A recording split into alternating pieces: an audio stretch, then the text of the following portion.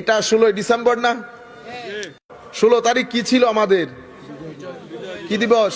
বিজয় দিবস। মাশাআল্লাহ। এই যে আমরা বলছি না বিজয় দিবস চলে যাচ্ছে, আমরা কেউ পাত্তাও দিই নাই, দিছি? পাত্তাও দিই নাই কেউ। অথচ যাদের ঘর থেকে জীবন গেছে তাদের ঘর কেঁদে কুটে একাকার হয় না? অনেক ঘর থেকে 2-3 ভাই শহীদ হয়েছে। আপনারা রাষ্ট্রের বিজয়কে এত ছোট করে দেখিয়েন না। রাষ্ট্রের বিজয় আল্লাহ রাব্বুল আলামিনের পক্ষ থেকে একটা আজিম নিয়ামত, একটা আজিম নিয়ামত। এটা কত বড় নিয়ামত বনি ইসরাইলকে জিজ্ঞেস করলে বুঝতে পারবেন।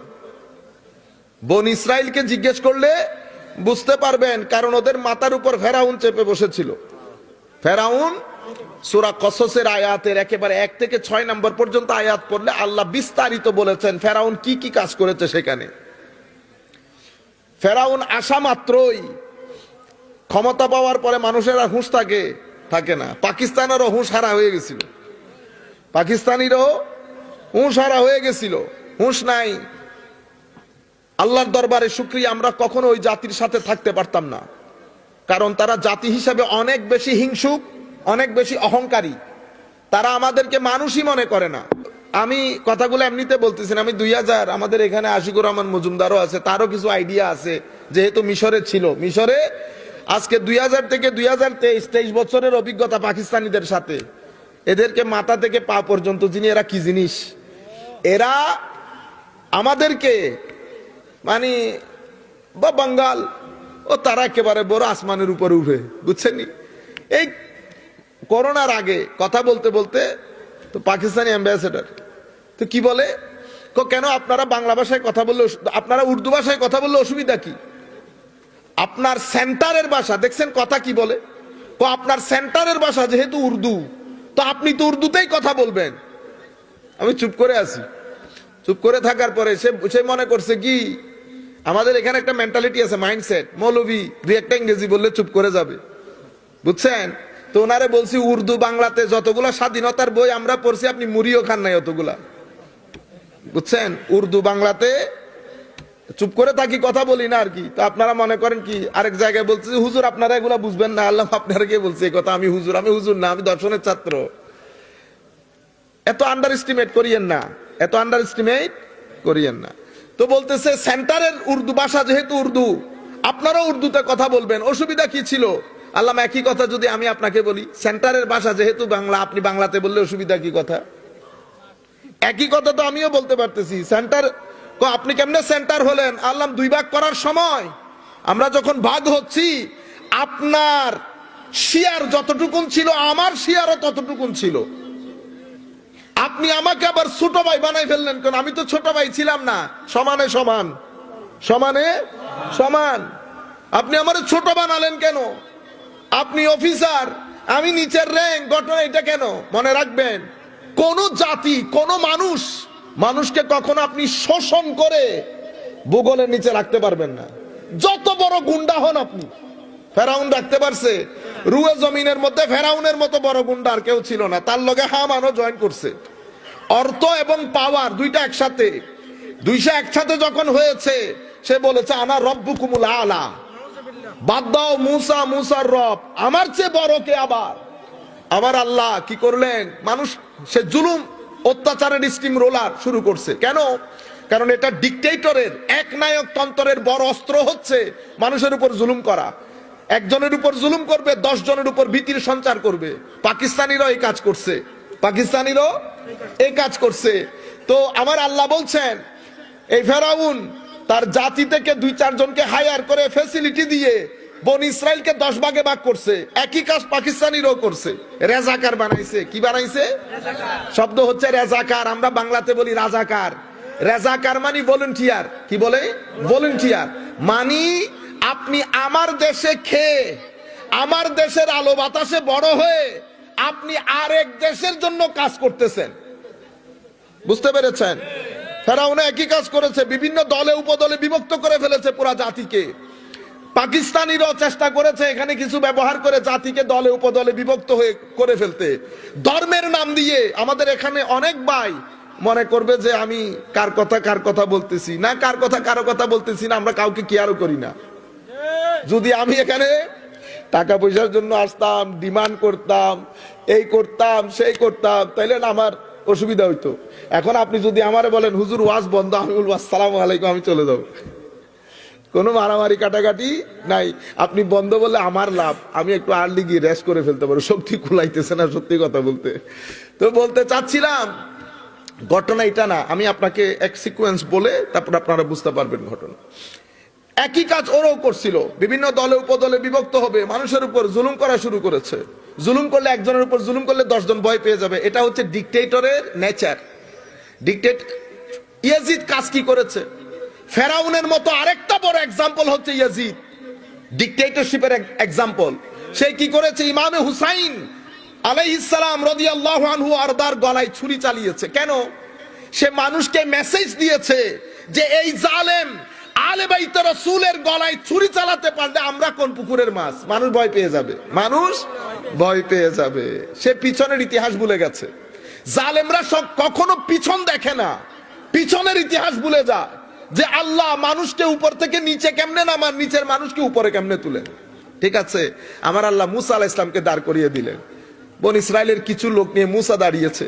ফেরাউন মনে করেছে কি ও মুসা দাঁড়ালো আর কি হবে, আমাদের মুসা আলাইহিস সালাম কথা বলার সময় একটু আটকে যেতেন। বুঝতে পেরেছেন? মুসা আলাইহিস সালাম কথা বলার সময় একটু, আপনারা কি তুতলা বলবেন? নবীদেরকে তুতলা বলে কেউ না, বেয়াদবি হয়। বাবাও যদি তুতলা হয়, ছেলে কখনো তুতলা বলা যাবে না, বেয়াদবি হবে বাবার শানে। উস্তাদ যদি একটু পারে একটু দাবাইয়া হাঁটে, ছাত্রের উচিত না উস্তাদকে ল্যাংড়া বলা, বেয়াদবি। তো ছাত্র আর বাবার সাথে যদি এই আদব হয়, তো নবীদের সাথে কোন আদব হবে? সুতরাং নবীদেরকে কথা বলার সময়, অনুবাদ করার সময় তুমি এগুলা বলবেন না, এগুলা বেয়াদবি। এগুলা কি? বেয়াদবি। আপনারা বুঝতে পেরেছেন? তাহলে আমরা মুসা আলাইহিস সালামকে তুতলা বলেছি, কি বলেছি? আমাদের নবী কথা বলার সময় একটু আটকে যেতেন। এই আদবটাকে সুন্নিয়ত বলে। কি বলে? সুন্নিয়ত। তো সুন্নিয়তের সংজ্ঞা কি? সুন্নিয়তের সংজ্ঞা হচ্ছে প্রত্যেক জাত যাদের উপর দ্বীন নির্ভর করে তাদেরকে আল্লাহ আল্লাহ রাসূলের দেখানো পথ অনুযায়ী সর্বোচ্চ সম্মান করার নাম সুন্নিয়ত। আপনারা বুঝতে পেরেছেন? সেই কারণে হযরত মুসা আলাইহিস সালাম কথায় আটকে যেতেন। তো আটকানোর কারণে ওই ফেরাউন মনে করলো আর কি, কত তো বলতে পারে না, সে বুঝতে পারে নাই। 2, 3, 4, 5 ছড়ানো ছিটানো হলে না এক অবস্থা। সবাই যখন একসাথে হয়ে যায় তখন কামানের বিরুদ্ধে মূলা নিয়ে দাঁড়িয়ে গেলেও কামান দাঁড়াইতে পারে না। পাকিস্তানিরা কি মনে করছিল? মনে করছে বাঙালি মুলি লেখে মূলা দিয়ে ঝগড়া করে কতক্ষণ পারবে। তারা বুঝতে পারে নাই 7 কোটি মানুষ একসাথে হয়ে গেলে, একটা কথা বলতে চাচ্ছি, সেটা স্টেজের সাথে যাবে না, সেজন্য বলতেছি না, পার্সোনালি হইলে বলতাম। বলতে চাচ্ছিলাম 7 কোটি মানুষ একসাথে হয়ে গেলে অনেক কিছু করা যায়। আমাদের মানুষ রাত্রে বেলা পানি টানি খেয়ে শুই না, সকাল বেলায় উঠে আমরা 7 কোটি মানুষ, বুঝতে পারছেন কি বলতে চাচ্ছি?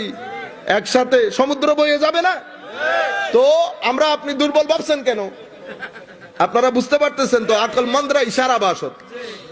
তো বলতে চাচ্ছিলাম ভয় পেয়ে গেছে। তো আল্লাহ রাব্বুল আলামিন কায়া পাল্টা দিয়া কতক্ষণ লাগছে? সেই ফেরাউন চিত হয়ে এখন মিশরের জাদুঘরে শুয়ে আছে না? এরও মনে করছে কি আমাদেরকে রক্ষা করতে পারবে, কারণ সেনাবাহিনী তাদের, আইএসআই তাদের। আল্লাহ রাব্বুল আলামিন আমাদেরকে বিজয় দান করেছেন, এটা আল্লাহর পক্ষ থেকে নিয়ামত, আল্লাহর পক্ষ থেকে। এবং এই নিয়ামতের শুকরিয়া আদায় করা এটা আল্লাহর সুন্নত, হযরত মুসা আলাইহিস সালামের সুন্নত, আমার নবীরও সুন্নত।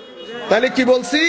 বিজয় দিবসে খুশি হওয়া, বিজয় দিবসকে উদযাপন করা, এটা আমার আল্লাহর সুন্নত, এটা আমার নবীর সুন্নত, এটা হযরত মুসারও সুন্নত আলাইহিস সালাম।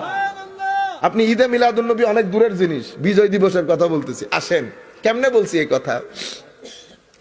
আমার নবী যখন মদিনা শরীফ থেকে মদিনা শরীফে হিজরত করে আসছেন, আমার নবী ইহুদিদেরকে রোজা রাখতে দেখছেন না? ইহুদিরা কোন দিন রোজা রাখতো? 10ই মুহররম। তা আমার নবী জিজ্ঞেস করছে না 10ই মুহররম আপনারা রোজা রাখেন কেন? তো ইহুদিরা জবাব দিছে কি, হাজা ইয়াউমুন সালেহ, এটা আমাদের জন্য পবিত্র দিন, এটা আমাদের জন্য অসম্ভব গুরুত্বপূর্ণ দিন। কেন? এই দিন আল্লাহ আমাদেরকে ফেরাউন থেকে নাজাত দিয়েছে। তো ফেরাউন থেকে নাজাত মানে বিজয় দান করেছে। তো সেই বিজয়ের উল্লাসে, সেই বিজয়কে সেলিব্রেট করার জন্য আমাদের নবী মুসা এই দিন রোজা রাখতেন, আমরাও রোজা রাখি, এই দিনকে ঈদ হিসেবে পালন করি। বুখারী শরীফের রিওয়ায়াতের মধ্যে এসেছে ওই দিন এরা কি করত, নতুন কাপড় পরতো, মহিলারা স্বর্ণ পরতেন এবং দিনটাকে ঈদ হিসেবে পালন করতেন। বুখারী মুসলিমের রিওয়ায়াতের মধ্যে ঈদ হিসেবে পালন করতেন এসেছে। তো মুসা আলাইহিস সালাম ফেরাউন থেকে নাজাত পেয়ে ওই দিনকে সেলিব্রেট করেছে। তো মুসা আলাইহিস সালামের কাজ এটা সুন্নতে মুসা হয় নাই, হইছে। আমার নবী বলতেছে যেহেতু আমার ভাই মুসা রোজা রেখেছে তো তোমরাও রোজা রাখো, আমার নবীও রোজা রেখেছেন, তো এটা আমার নবীর সুন্নত হয় নাই? তো বিজয় দিবস পালন করা নবীর সুন্নত হয় নাই? আপনারা বুঝতে পেরেছেন? এখন পালন কেমনে করবেন? এই ফুল দিয়ে নিয়ে আমরা একজনের লোকে ধাক্কাধাক্কি করব? ফুল অবশ্যই দেব, কিন্তু ফুল দেওয়ার মধ্যে শেষ না। বিজয় দিবস আমাদের হৃদয়ের দিবস, যারা দুনিয়া থেকে চলে গেছে আমাদের হৃদয়ের সাথে সম্পৃক্ত। আপনারা দাঁড়াই থাকেন, ফুল দিয়ে গুতাগুতি করেন, এগুলা না।